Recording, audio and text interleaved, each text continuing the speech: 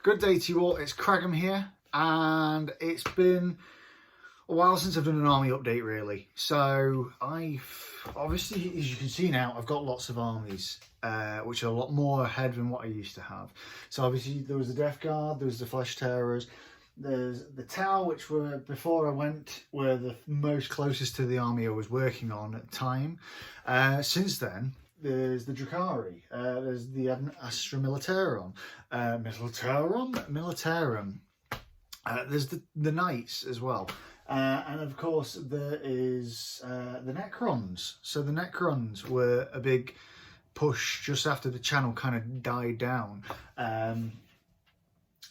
I did a full Necron army which went to a tournament, I lost. So it's, yeah, but today I want to do a little update because at the moment with what's happening, I've got more time to work on armies. So I thought I'd just give you a little show of what I'm on with at the moment with my Imperial Guard, really. So, yeah, let's just have a look at some of the models. I mean, example, this is something I don't normally have in my army as a Forge World unit. He says with a Forge World units behind him. So, yeah, this army is a tank army. Really, a lot of troops in there as well, so it's all based off tanks and Cadian troopers. And my favourite models from the Imperial Guard range is these guys. I don't know if it's going to focus on him. There we go. Let's see if it focuses on him. No, it doesn't. But yeah, Khazrakin are my favourites. I've got about 40 of them, I think, as well, in the army. But yeah, so tanks, Cadian troopers and Khazrakin. I wanted a really nice kind of thematic army, so it's like kind of a newborn regiment who have utilised the ability of some trop troopers, but also are very mechanised, so a lot of fresh tanks, a lot of fresh units out there, but also a lot of fresh faces in the actual troops themselves. So the models are using the old Cadian metal models, so not a lot of kind of choice with what I do with the sculpts themselves, but the faces and the characters of them look quite young in the poses, so look quite fresh and the uniforms are quite different to what they are now, very regimented. So I quite like the idea of this quite full metal army, really. So yeah, let's have a look at some of the models closer up on the desk. And yeah, this is hopefully going to be one of many regular updates to the armies. Although the Necrons look done, there is units to be done. The Tau, the same as well. We have Shadow Sun, she needs to be done. And the Drakari are very far from being done yet, so they look slightly done, but they aren't. And there are some things to the other armies as well, like the Death Guard and the Flesh Tearers, which do need little tweaks with them. So yeah, yeah, let's go have a look at the Astra Militarum, shall we? Imperial Guard, that's what they're called. I don't know why I keep calling them Astra Militarum. They're Imperial Guard. Okay, guys, so as you can see, quite a bit on the table to show off. So unlike a lot of my armies where I'm kind of working on one specific unit at a time, this one I seem to be kind of dotting between the different ones, which probably is not the best method. But with current situation, it's kind of making it easier for me to go from like the Sentinels to the tanks to the troops. So I'm kind of rotating.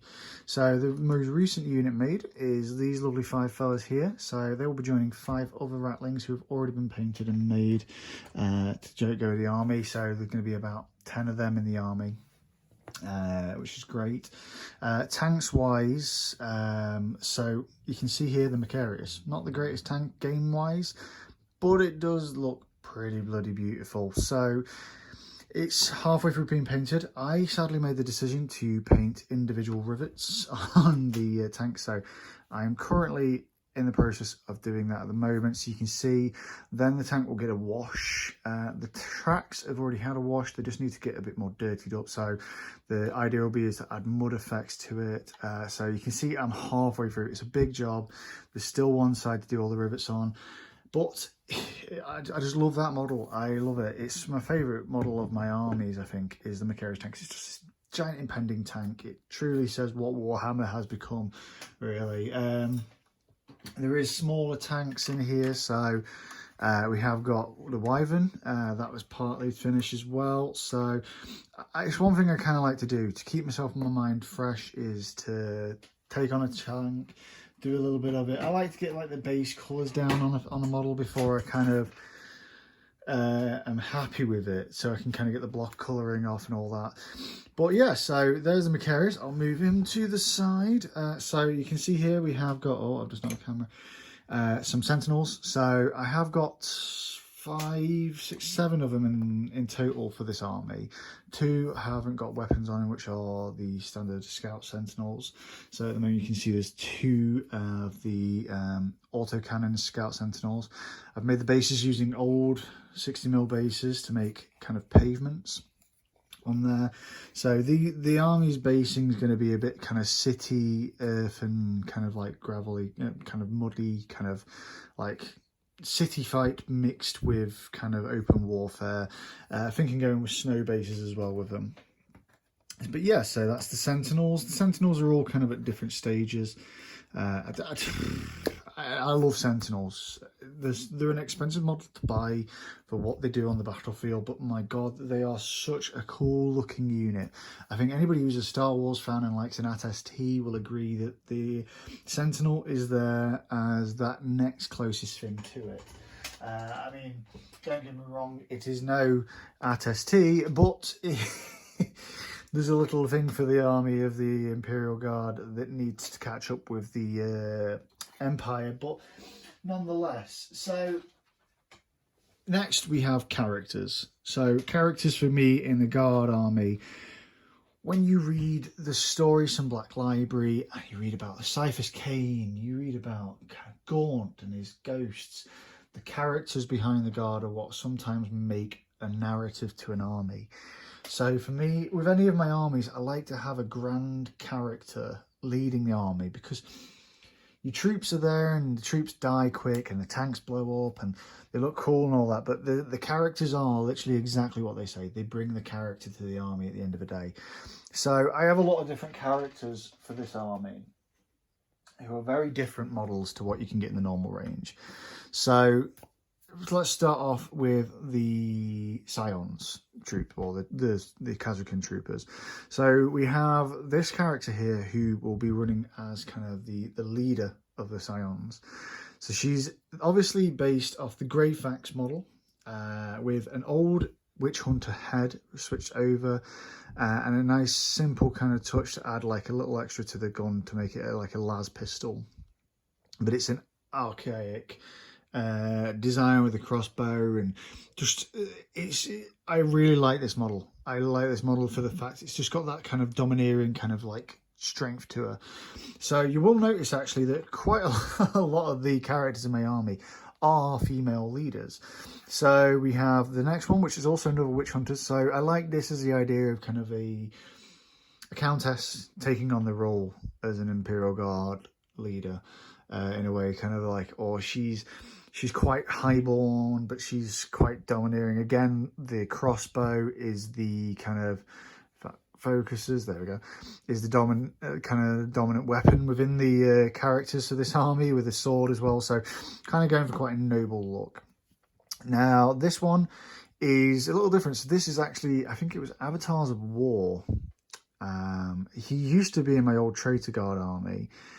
Now he serves as my noblest of nobles in the form of a Master of Ordnance. Yeah, so he's actually a Master of Ordnance in the army. He's, again, running on the noble theme. Kind of, it's quite highborn. The men who they fight for them are quite kind of faithful to the lords and ladies, really. We also have for this army an old classic. Now this was, you may remember this video from many moons ago, but this guy was made from going to a war boot a good few years ago, and he was made using kind of Scion parts, captain's parts from the Imperial Guard set, and then obviously the Voxcaster. So he is my Lord Commissar. He's now finally got a lick of paint on him. I'm really happy with how he looks. I like this kind of macabre look to him, that he kind of had his face blown off, but he's still there and set in his mind, ordering away. And again, the characters. People look towards the characters when they want to shoot somebody. They want to try and target the characters, get rid of them. So make the focal point about the characters. That's what I feel in my head. The final character for this army at the moment is my Psyker. So let's just bring her into focus. So she's based off the Gene Stealer cult Magus. People have done this conversion before, but I just saw it and I loved it. So she's almost done, but the result I am so happy with. If you've seen her on my Instagram, she's on there. Really, really characterful model. I'm really chuffed with how the skin turned out on that. Oh, wow, I just knocked the camera really bad. I apologise. So you can see it's very, very smooth skin. I'm so happy, especially the lips. I think it's not going to show that well on the camera. Yeah, it's the characters. The characters are what make it for me. They really are what make it for me. Any of my armies, the Necrons, the Tau, like, it's one of those. I love these domineeringly powerful characters. So yeah, anyway, yeah. So, and then finally, last but not least, I mean, two more characters, well, two more commissars in the background there as well. So I'll give you a shot of one of the most complete of my guard. So again, get my hand in there. So my guard are, like I say, the old Cadian models. The army's done with a not Dark Mechanicus. So it starts off with Mechanicus Standard Grey. Then there's a wash of Nuln Oil over the top of that, with which the armour plates are done with Skaven Blight Dinge. So sorry, then the wash goes over the top of there. Then it's cleaned up, and then obviously the metals as well. And then the red stripes go on, the little details, the face skin, all that. So yeah, it's an army which has got a lot of work to do, with I think about 90% of the model count being metal models. It's setting a challenge for me because obviously metal chips a lot easier, so I do need to get a varnish on them once they're all done. But yeah, I'm really chuffed with how this army's coming along. It's going to be very interesting to see it when it's done on the battlefield.